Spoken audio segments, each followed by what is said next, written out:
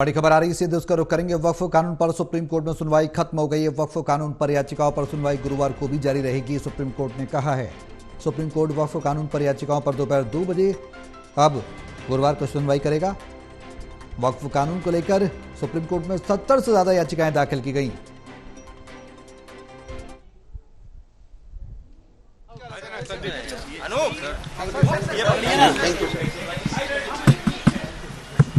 तो वक्फ कानून पर सुप्रीम कोर्ट में सुनवाई खत्म हो गई है। याचिकाओं पर गुरुवार को भी सुनवाई जारी रहेगी, सुप्रीम कोर्ट ने कहा है। कल दोपहर 2 बजे बता दें कि यह सुनवाई जारी रहेगी। और वक्फ कानून को लेकर सुप्रीम कोर्ट में 70 से ज्यादा याचिकाएं दाखिल की गई हैं। दरअसल वक्फ कानून का विरोध पूरे देश में हो रहा है। अलग अलग राज्यों से तस्वीरें निकलकर सामने आ रही हैं और इसी विरोध में याचिकाएं सुप्रीम कोर्ट में दायर की गई हैं। काफी बल्क में ये जो याचिकाएं दायर की गई हैं, 70 से ज्यादा याचिकाएं दाखिल की गई। आज सुनवाई हुई है, कल भी सुनवाई होगी और गुरुवार को भी ये सुनवाई जारी रहेगी। जितेंद्र शर्मा हमारे साथ, हमारे सहयोगी फोन लाइन पर ज्यादा जानकारी के लिए सीधे उनका रुख करेंगे। जितेंद्र, क्या कुछ अपडेट आज की सुनवाई में, क्या कुछ खास रहा, क्या जानकारी मिल पा रही है? बिल्कुल देखिए, दिल्ली में जब से वक्फ कानून लागू हुआ उसके बाद ही विपक्षी जो पार्टियां हैं वो लगातार और जो विपक्ष के लोग हैं वो लगातार इसके खिलाफ जो है वो सुप्रीम कोर्ट में याचिका दायर कर रहे थे, जिसके बाद आज 2 बजे के करीब इसमें सुनवाई हुई, पक्ष की भी और विपक्ष की भी। काफी एक से 2 घंटे तक ये सुनवाई चली, लेकिन अब ये सुनवाई टाल दी गई है। अब ये सुनवाई कल दोबारा से दोपहर को 2 बजे से फिर से शुरू होगी। 70 से अधिक याचिका जो है वो दायर की गई थी सुप्रीम कोर्ट में वक्फ कानून को लेकर, लेकिन फिलहाल ये कह सकते हैं कि अभी जो सुनवाई का दौर है वो आने वाले समय में, यानी कि आने वाले दिनों में लगातार जारी रहेगा। और जो पार्टियां हैं या और लोग हैं, टोटल मिलाकर 70 याचिका जो है वो दायर की गई थी सुप्रीम कोर्ट में वक्फ कानून को लेकर, लेकिन अब सुनवाई टल चुकी है। मैं आपको रोकना चाह रहा हूँ यहाँ पर, मैं लौटूंगा आपके पास। दोनों पक्षों के अधिवक्ताओं की एक सूची तैयार की थी, जिसके हिसाब से आर्गुमेंट्स दोनों पक्षों ने रखे।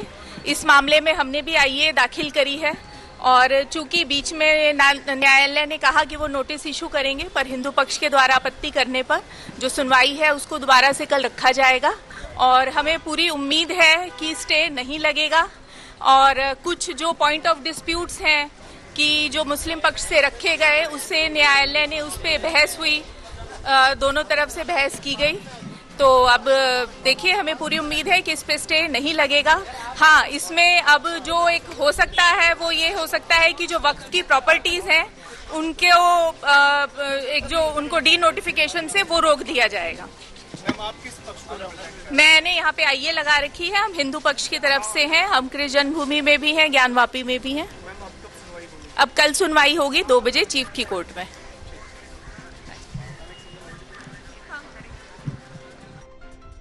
तो याचिकाओं पर सुनवाई गुरुवार को भी जारी रहेगी। हिंदू पक्ष के अधिवक्ता को आप सुन रहे थे। दिल्ली हाई कोर्ट की जमीन पे भी वक्फ का दावा किया गया है, इस तरह के भी मुद्दे होते आए। मैं वहाँ चेयरमैन रहा हूँ, हमने अभी ऐसा कभी नहीं। देखिए, कोई भी आदमी खड़े होकर के मीडिया के अंदर कह दे, देखिए वक्फ की यहाँ पर दिल्ली के अंदर 1977 प्रॉपर्टीज हैं और सबका गजट नोटिफिकेशन है, वो सब जो है गजट में है और एरिया भी गजट के अंदर है। जबकि मैं चेयरमैन था तो हमने सारे केसेस जीते।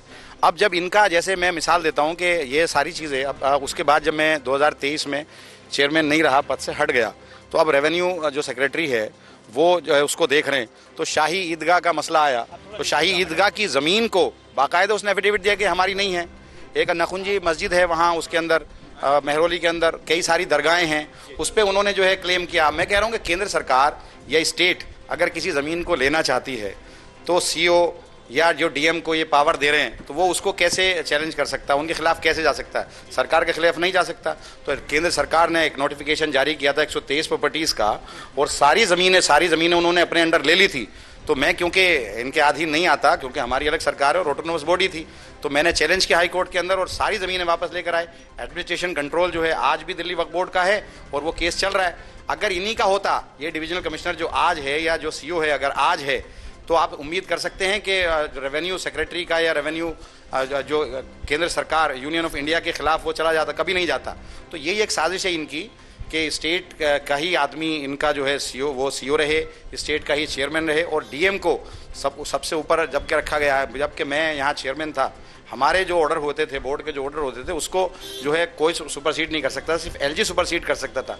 अब डीएम को चेयरमैन से और बोर्ड से ऊपर अगर आप बना रहे हो तो इसका क्या मतलब है, हमारी समझ में नहीं आता। अच्छा, एक सरकार के खिलाफ कभी इस वक्त प्रॉपर्टीज में आपको लगता है कि अब चली भी जाएंगी जिस तरह मामला है, क्योंकि अभी तक जो है वो 64-65 प्रॉपर्टीज जाती हुई नजर आ रही है हाथ से। देखिए, इन्होंने तो ले लिया था ना, 123 प्रॉपर्टी तो इन्होंने ले ली थी। एक नोटिफिकेशन जारी करके यूनियन ऑफ इंडिया ने कहा था कि वक्फ जो है इस पे कब्जा किए हुए, ये हमारी जमीन है।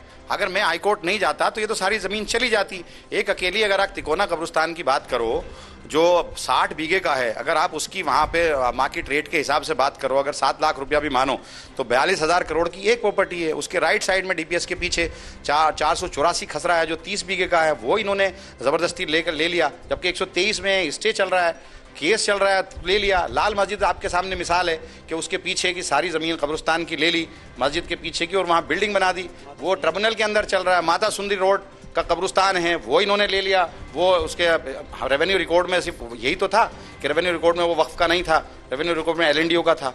तो आप ट्रिब्यूनल में हैं और हम हाईकोर्ट भी गए तो कहा ट्रिब्यूनल से जब फैसला आ जाएगा, तो ट्रिब्यूनल के फैसले को भी ये लोग नहीं मानते। तो कह रहे हैं हम कुछ नहीं लेंगे मुसलमानों के फायदे के लिए। अमानतुल्लाह साहब, अमित शाह ने ये कहा है पार्लियामेंट में कि हम कुछ नहीं लेंगे, आप कह रहे हैं तो यही लिख करके दे दे कि कोई डिस्प्यूट हो है, कुछ भी हो, अगर वो पहले से वक्त बाय यूजर यूज हो रहा है तो उसको हम किसी को टच नहीं करेंगे। एक नोटिफिकेशन ले आए वो, और मुस्लिम जो क्लोज हटाया इसलिए हटाया क्योंकि इनके पास कोई एमएलए मुस्लिम नहीं है, कोई एमपी मुस्लिम नहीं है। बाय डिफॉल्ट सरकार चाहे इनकी हो, अगर एमएलए कोटे से कोई भी इलेक्टेड, जैसे पहले था कि मुस्लिम इलेक्टेड था तो वो दूसरी पार्टी से आता, समाजवादी से यूपी के अंदर आता, दिल्ली से आम आदमी पार्टी से आता, कांग्रेस से हरियाणा के अंदर आता, महाराष्ट्र से कांग्रेस का आता, तो आरजेडी का बिहार से आता, तो बाय डिफॉल्ट वो मुस्लिम आता। और जब कुछ गलत करते तो वो अगर होता एमपी और एमएलए होता तो वो गलत काम नहीं करने देता। तो ये तो बाकायदा ये तो कॉन्स्टिट्यूशन के भी खिलाफ है। तो सारा का सारा इनका जो मसला है वो कॉन्स्टिट्यूशन के खिलाफ है और उसी पर जा रहे हैं। और आने वाले वक्त में अगर ये एक्ट इसके अंदर तरमीम नहीं हुई है, नहीं रोका गया, तो आने वाले वक्त में गांव के अंदर, देहात के अंदर बहुत सारी ज़मीन है जो ग्राम सभा के अंदर है। कल प्रधान खड़े होकर कहेगा कि ये तो इलीगल है, डीएम उसको रोक देगा, दफीना रोक देगा। दफीना रुकने के बाद उसके बाद वो केस चला जाएगा, उसके पास वो ज़मीन वक्फ की हो जाएगी और वो रेवेन्यू रिकॉर्ड के हिसाब से फैसला देगा तो वो ज़मीन तो चली जाएगी। और ऐसा हुआ है बहुत सारी ज़मीनों पर, जो तिकोना कब्रिस्तान है वहाँ पर दफीना इन्होंने रोका है।